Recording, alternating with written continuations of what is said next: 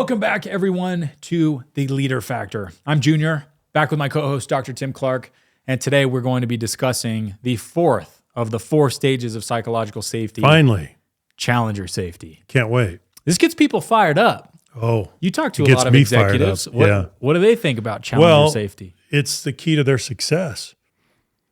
They have to be able to create the conditions that prevail for stage 4 challenger safety, or they're not going to make it. Yeah. Because they understand that if they want to create an incubator of innovation, you got to get there.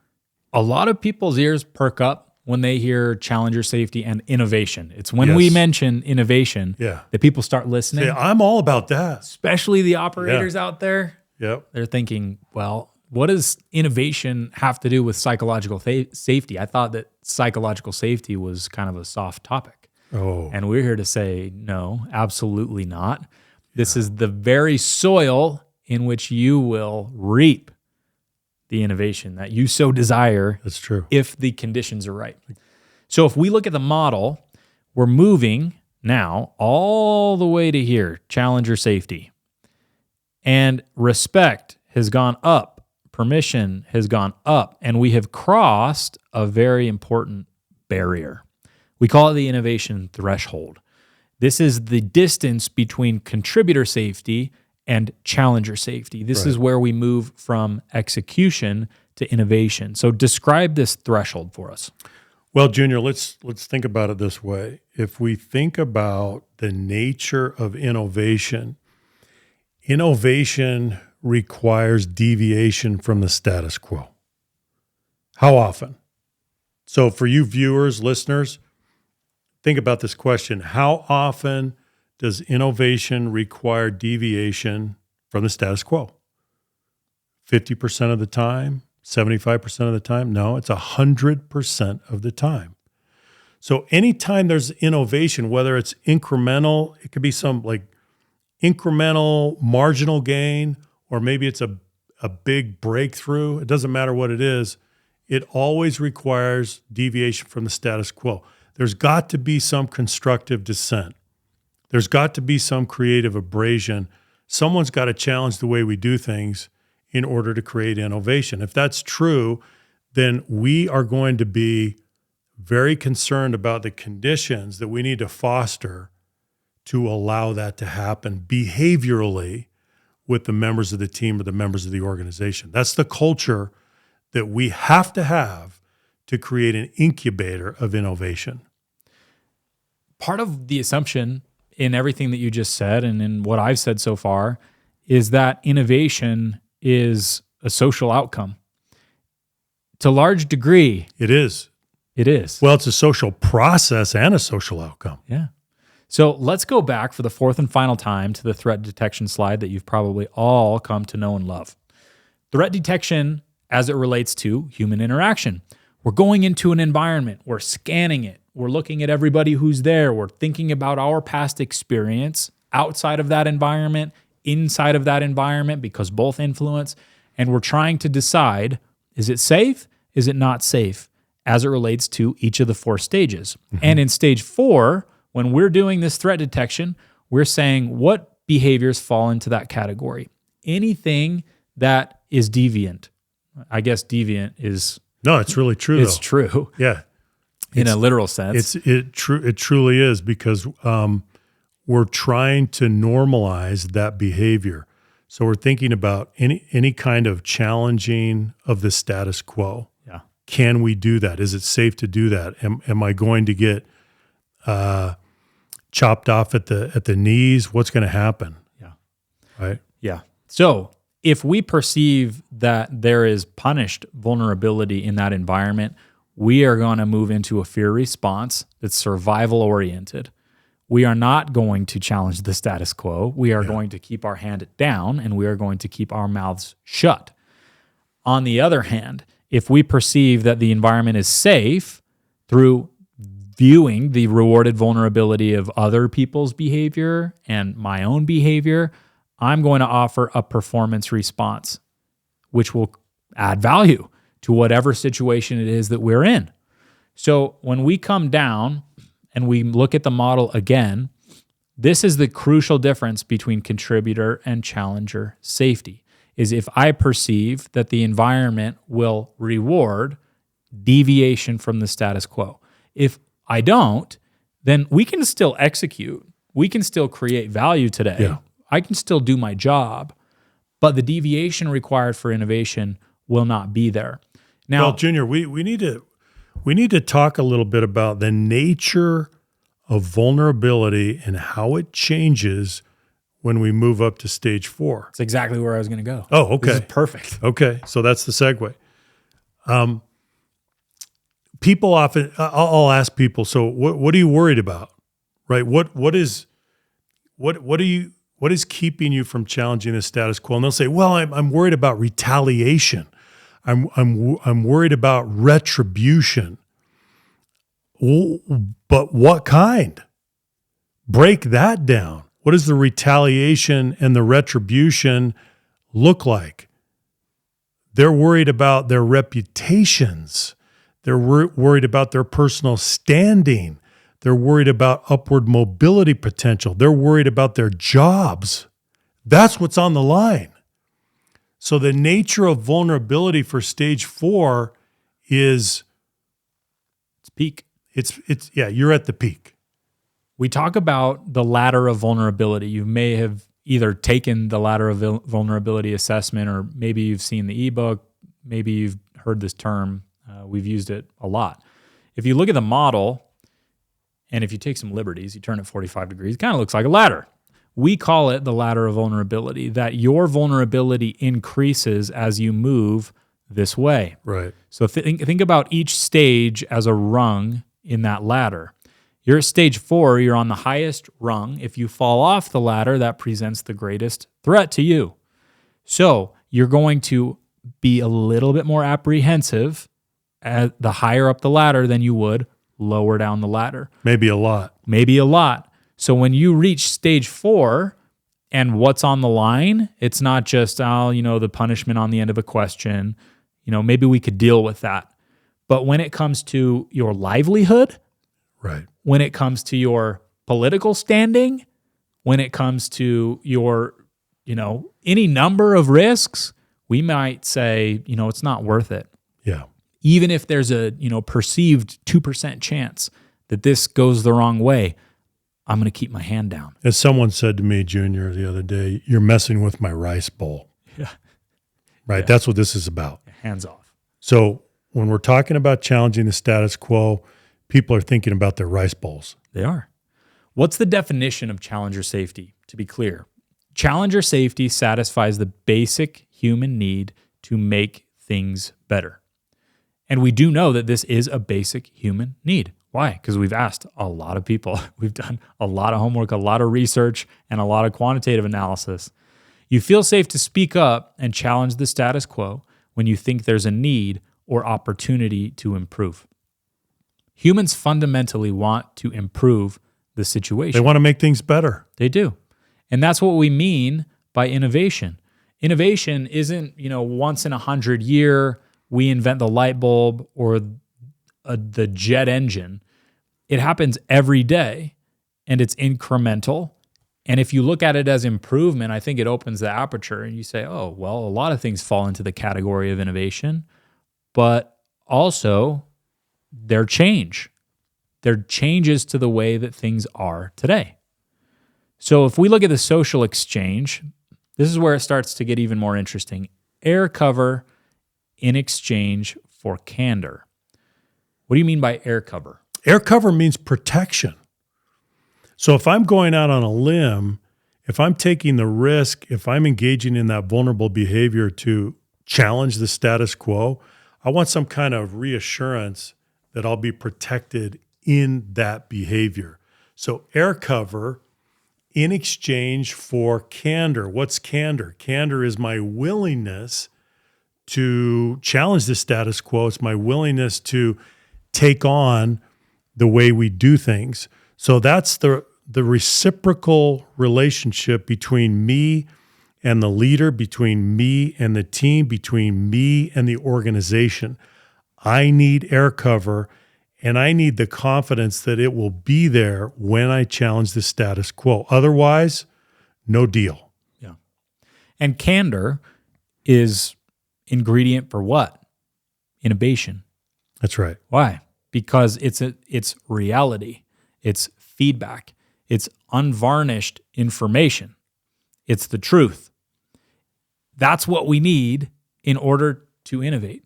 Or it could be just a contrary opinion that we don't know if it'll work. Yeah. But I'm going to put it out there. Let's think about it. Absolutely. So a couple definitions for innovation. A new idea, method, or device. So innovation, another word that's close to innovation, novelty. I love this tie. Yeah. Why? Because for the most part, do humans love or hate novelty? We hate novelty. We don't like new things. Oh, because we don't like change. We like stability. We like predictability. Yeah, predictability. Right? Yeah. We have evolved to become novelty averse.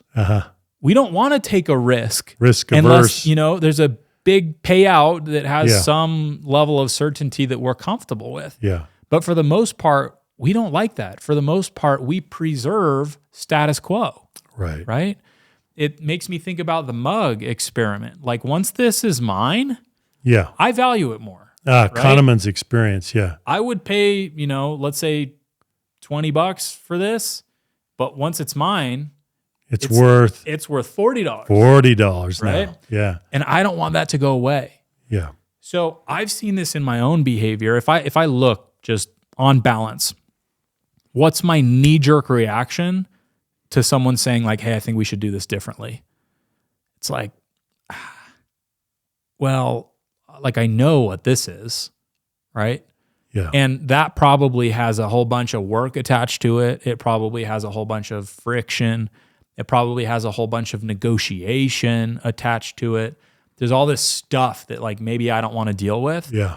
Now, I think largely I've been able to overcome that, but still like the knee-jerk reaction to novelty is like maybe not, right? We want some variation in life, but we also don't love novelty. So here's another way to look at this. So the Latin from innovation is innovat, which means altered or renewed. So Fascinating. this is fascinating. Altered or renewed, not from nothing, Yeah. right? Not net new. It's derivative. It's derivative. It's incremental. Yeah. So it means that we take something that exists and we tweak it. And that rarely happens in isolation. It's a collaborative process. But this fundamental logic can't be overstated. Organizations live and die by what? Competitive advantage, right? That competitive advantage is not, well, depending on where you are, it's very durable or not. But it is not permanent. We know that. Yeah.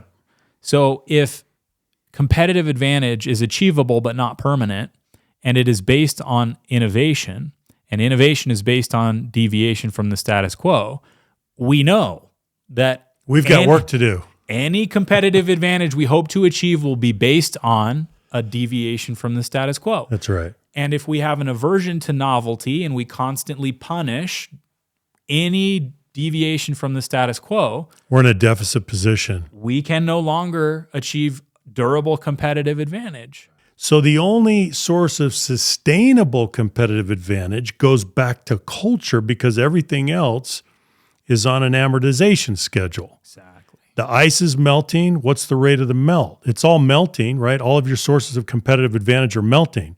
Some are melting fast, some are melting slow.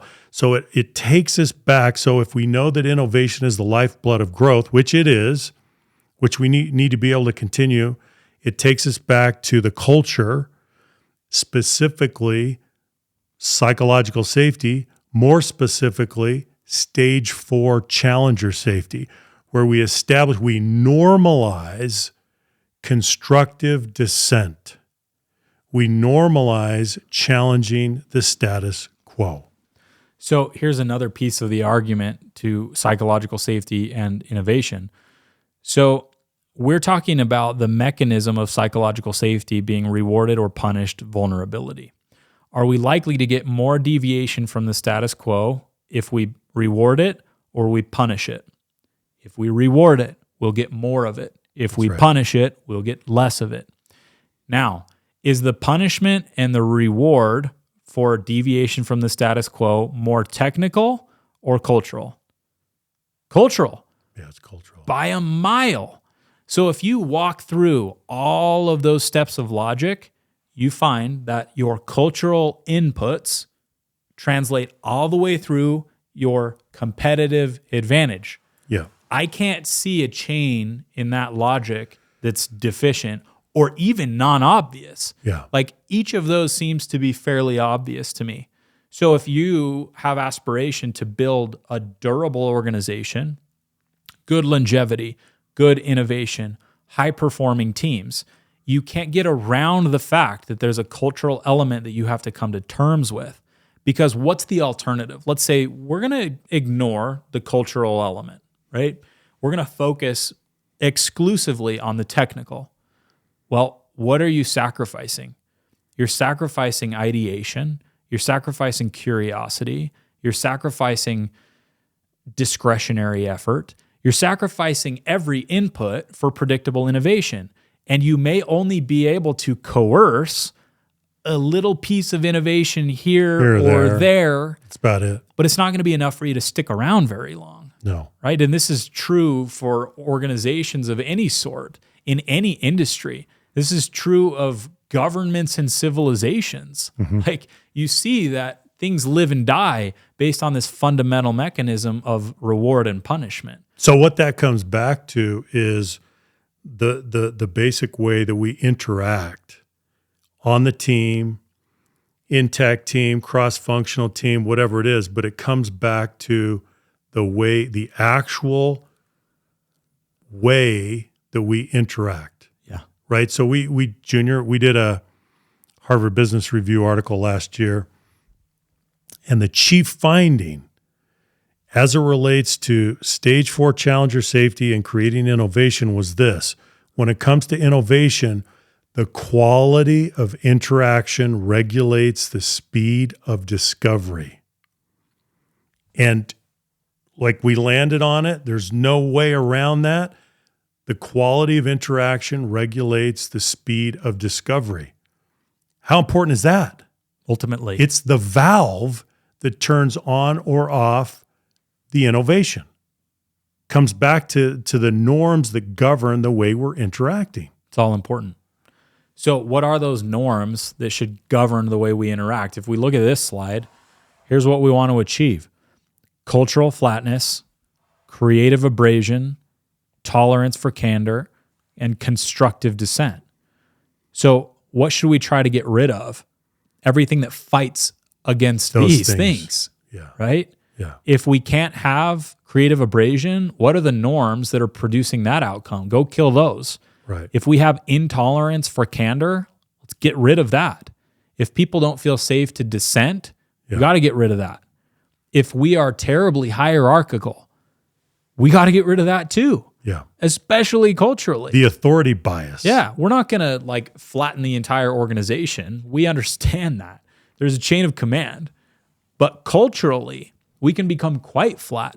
And that, I mean, maybe that's a distinction that you could enlighten us a bit over here. Cultural flatness. Yeah, cultural flatness is massively important.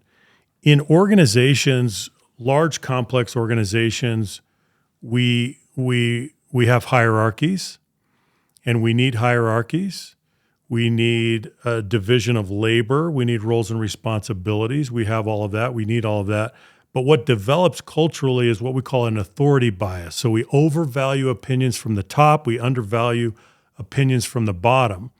This becomes a massive problem when we're trying to innovate. So we need cultural flatness. If we establish cultural flatness, what does that mean? That means that we become more agnostic to title and position and authority. We are able to create an idea meritocracy where we can debate issues on their merits. Once we get to that, then we're neutralizing the liability of the hierarchy, Junior, And that's when we have the opportunity to create a true incubator of innovation. Let's talk about this next slide. This is one that seems to grab the attention of a lot of people. This idea. Yeah. The idea is that there are two types of friction: intellectual friction and social friction. These are different. A lot of people might say, well, we don't want friction, right? And they conflate these two things. They think they're the same. Yeah, it's all friction. No. Yeah. Different. Intellectual friction, we're debating ideas on their merits, right? This isn't an interpersonal argument. Yeah. It's argumentation that's based on something, right? Ideas. Idea. Logic, Here's this. data. Exactly. Social friction is different. That is interpersonal conflict. Right. That's you and I have a problem. And many people have not figured out, it's hard to do, right? And not that you just figure it out once, it's an ongoing effort of separating those two things, right? We're going to decrease the social friction over here, and we're going to increase the intellectual friction over here. We're going to be able to have hard-hitting dialogue about the issues, about the data that we're looking at. Yeah. I may have a contrarian point of view. You may be, ready to die on a hill about this thing. And we can talk about that without it becoming a personal issue. It's a skill, and it's an organizational skill. Yeah. Well, let me point out, Junior, that the intellectual friction and the social friction are mortal enemies. It's not that they just don't like each other. They're mortal enemies. And it's very natural when the intellectual friction rises. Now, by the way, let me also say this. The intellectual friction is our raw material for innovation, for solving difficult problems, creating new solutions, making breakthroughs. The intellectual friction is what we use. There's no other raw material. This is our raw material. But as that rises, there's a tendency for that social friction to rise at the same time. Why? Because we're human. And so what do? We get defensive. We take things personally. We're touchy. We're territorial. At some point, if that social friction is allowed to rise along with the intellectual friction, it will shut it down. And we come to impasse, loggerheads, we're not going anywhere. So the teams that come to mastery here, it's incredible. They keep the social friction down while the intellectual friction goes to high levels. Yeah. That's the defining characteristic of a team that creates an incubator of innovation. I think probably everyone listening has been in an environment where social friction was high. Yeah. And hopefully people have also been in an environment where intellectual friction was high and social was low. Right. And have been able to experience that and see that and come out of a meeting where like, whoa, like that was a hard-hitting meeting. Yeah. But we're all still good, right? And look what we accomplished. Yeah. Look at the raw material we have for innovation. Yeah. Maybe we walk out of that meeting with a new idea that we're going to test, a path forward, and then hopefully that will eventually contribute to our competitive advantage. That's right. I've seen this happen too many times to ignore the fact that this is an absolute pattern, that when social friction goes up, it has an antagonistic relationship to intellectual friction, and that intellectual friction will go down. All right, so let's move into the behaviors. How do we move from theory to practice regarding stage 4 challenger safety? Respond constructively to dissent and bad news. This is one of my favorite behaviors from the behavioral guide. I think that if there's a single mechanism by which a leader could destroy challenger safety or increase it, I think that this could be it. Think about what's going on here. If somebody comes to you and has a dissenting point of view, or they bring really bad news, you have some options available to you. You can immediately spiral and go into havoc mode where, everything is on fire. everything is horrible. This is going to be awful. I can't believe you brought that to me. And we just allow it to blow up the world. Alternatively, we could respond constructively and say, thank you for bringing that to my attention. I didn't know that. I appreciate you bringing that. What do you think about it? And delay the impulse or get rid of it entirely to go into havoc mode. So this one I've seen leaders do really well. I've seen leaders do really poorly. And what I have seen as a pattern is that if you respond destructively to dissent and bad news, you stop getting it. But that doesn't mean that it goes away. Junior, I want to point out, though, here that even if you give an indifferent response, kind of a lukewarm response, it softly censors your team. Yeah. Your emotional response to bad news and dissent are crucial. You're setting the tone, and everyone is watching. These are critical cues that people are following. So even not that you're even shutting someone down, but even the indifferent response is destructive. Yeah. So you have to take incredible care to respond appropriately with the right emotions, with the right body language, and ensure that that is pegged out. That's right. On the side of reward, right? Is not something that's going to happen by default. Okay, so let's move to the next one, reward shots on goal. Reward shots on goal. Why is this one important for challenger safety? It means that... By the way, what's a shot on goal? A shot on goal. Some people may not know where that comes from. Yeah. We have a huge number of UK listeners. Everybody in the UK knows. They know. This comes from football or soccer, depending on where you're listening. Yeah. And in soccer, if you kick the ball and it's within the frame of the goal, that's a shot on goal. Doesn't mean that it's going to go in, right? But it could go in. It could go in. It may get blocked, yeah, right? But it could go in. You're on target. You're on target. But there may be something that gets in the way. So reward shots on goal. We chose this one carefully. The words are purposeful. It's not just reward shots, because those shots are of varying quality, right? A shot on goal means that there's some good potential that it's going to be good. If it's just flying out there and we have no chance of it being productive at all, we're not saying just take infinite shots all the time, just that's the best, right? But on goal, it's an important qualifier, I think. What do you think? Do you think that on goal is an important qualifier? Yeah, I do. But sometimes we don't even know if it has potential at the beginning. Yeah. And so I think we have to be very open-minded initially. Yeah. And we have to allow people to put their contrary points of view on the table. Yeah. Their divergent thinking on the table. And let's give it some consideration. Yeah. Maybe on goal isn't the perfect phrase. Maybe something else would be better. Let us know if there's something better.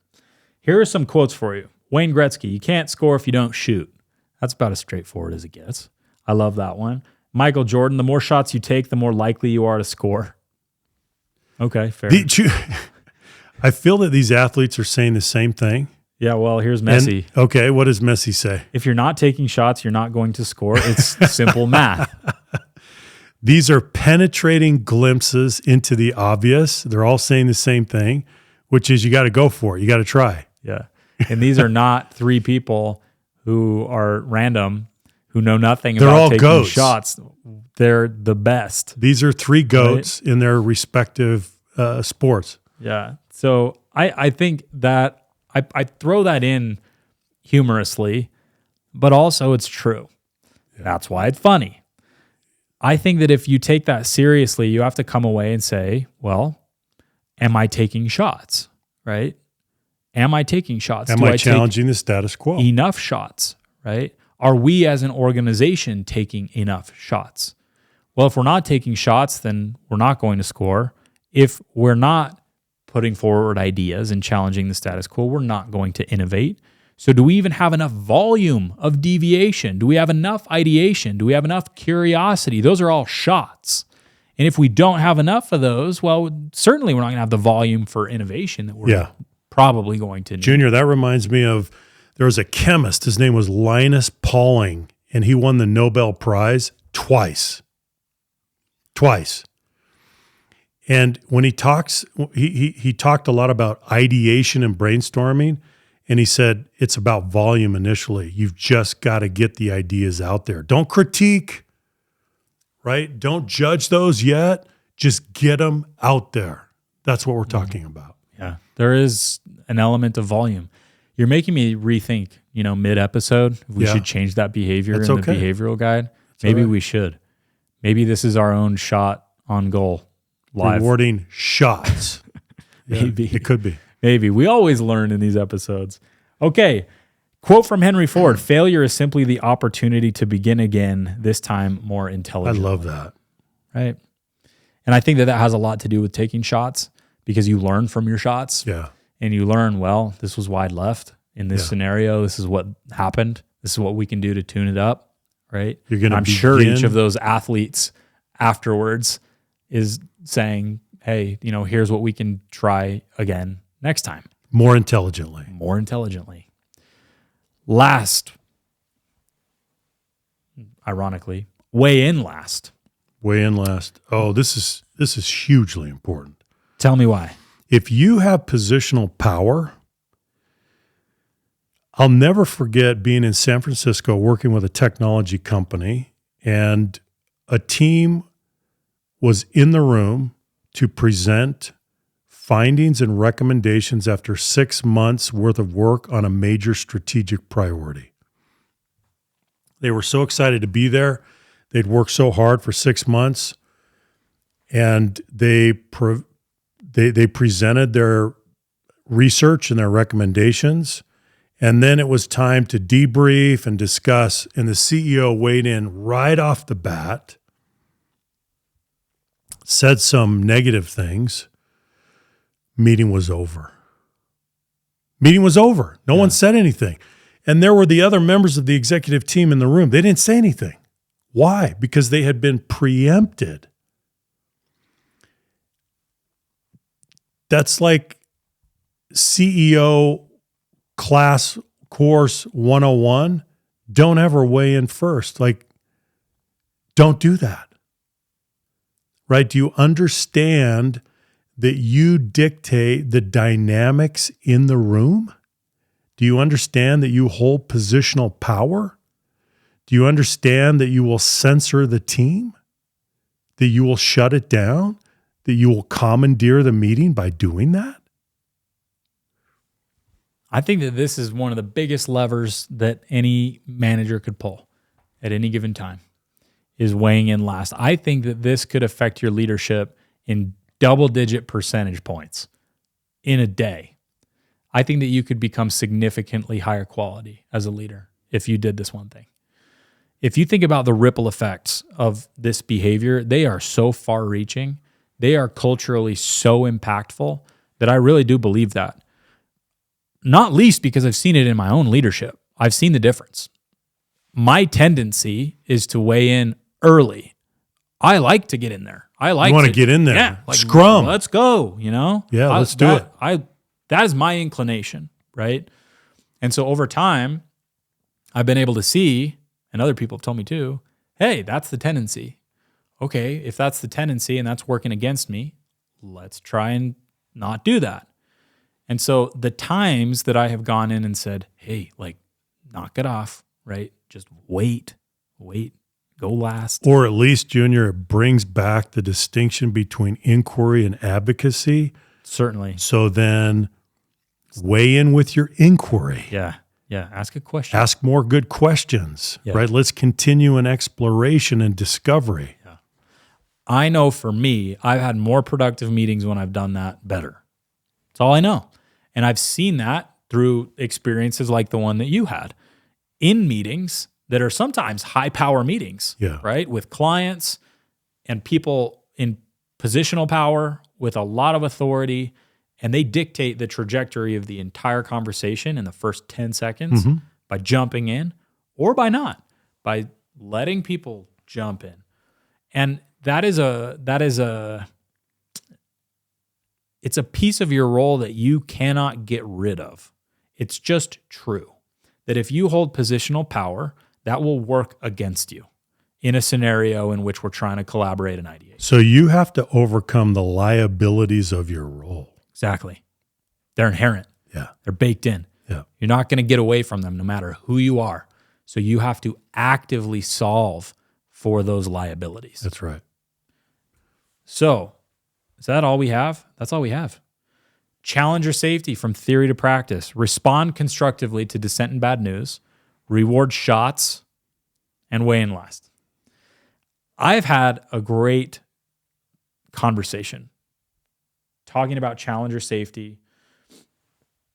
It's one of the areas that gets people most excited. And we've seen that time and time again in our client work. And we've seen it bear fruit in our client work when organizations have been able to move the needle. When they get their PS index scores back and challenger safety is low, and we have intervention and we program and we train based on everything we see in the data, and they get higher challenger safety scores subsequently, they can tell us about the effects that they see day to day in a practical way, in the ideation, the curiosity, the innovation that happens. And I think that that is so tightly correlated to their performance in the market.